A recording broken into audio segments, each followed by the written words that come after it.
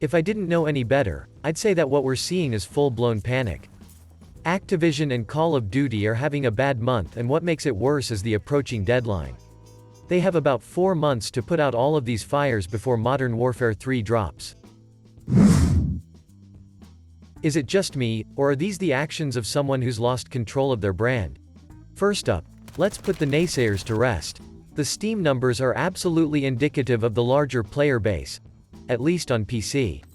There are no good arguments against this point. In fact, I switched over to playing Warzone using BattleNet on the advice that you get more frames per second. It's true. And I've still stopped playing the game.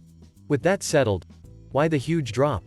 I heard the CoD community was organizing a boycott, but like you, I didn't expect them to follow through.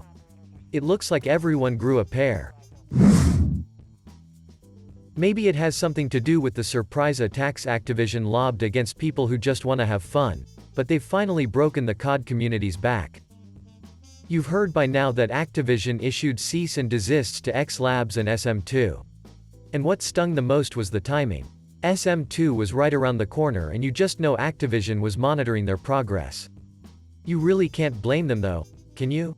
Modern Warfare 3 is almost here, and which game would you rather play? We all know the answer.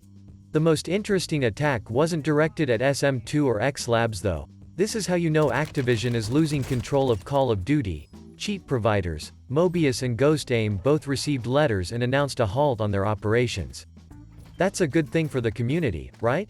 Well, that would be a yes, if only for the inconvenient fact that none of this is stopping cheating.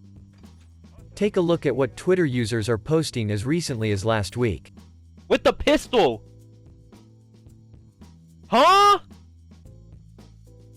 Okay, yeah, that's just convenient. That's just convenient. Like, yeah, cool. He just got, it's a little, you know, it's cool. You just know, like, sound EQ, you know? I hope y'all just caught that too. And he gets shit on. Activision has put a lot into ranked playlists for multiplayer and battle royale, and it's obvious that Ricochet isn't working. And here's the dirty little secret. It's never gonna work. When Ricochet was about to make its debut, Dr. Disrespect made an interesting comment. He jokingly said that Ricochet didn't really exist, there was no anti-cheat software. Ricochet was just a great consumer and investor confidence marketing scheme. Now, I don't believe in that theory. I believe Ricochet absolutely does exist. It's just a horrible piece of anti-cheat software. One thing is for sure, Activision is screwed. Warzone and multiplayer are scuffed. And the reason why Activision is lashing out at everything now is because Modern Warfare 3 is just around the corner. And if you thought a shrinking player base, targeting the mod community, and a failing anti-cheat system going into Modern Warfare 3 were bad, Activision just stepped into the culture war. Regardless of how you feel about what Nick Merckx said, or whether or not you think Activision really cares about rainbows, or if you understand what ESG scoring is, there are always consequences for actions. Nick Merckx lost his bundle, sure, but Activision just lit one of the most destructive fires in all of brand management. Strong emotions attached to kids. If you've been keeping track of the cultural battlefield, you'd have noticed that things are kind of hot right now. A large percentage of the spending public has realized their true power level, and they've developed a taste for boycotts. This isn't gonna end well for Call of Duty or Activision.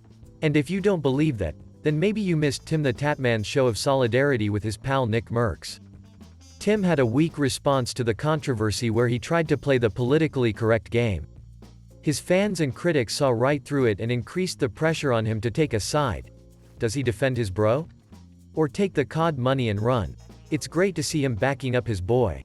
It doesn't matter if you agree or disagree. What can't be disputed is that any type of consumer pressure always results in changes to the product and service.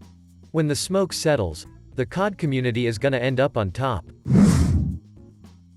The future isn't looking good for Activision and Call of Duty. The player base is shrinking because the mechanics are ass, the community is more upset than ever, and the Microsoft deal and Modern Warfare 3 release are looming. Resources and patience have to be strained to the max over there. And it's all a beautiful thing. I don't think anyone would disagree that Activision deserves every bit of what's going on. They've disrespected the community that's built them into a Goliath too many times. And this can only benefit us in the long run. Are you guys still playing? Or are you speaking with your wallet?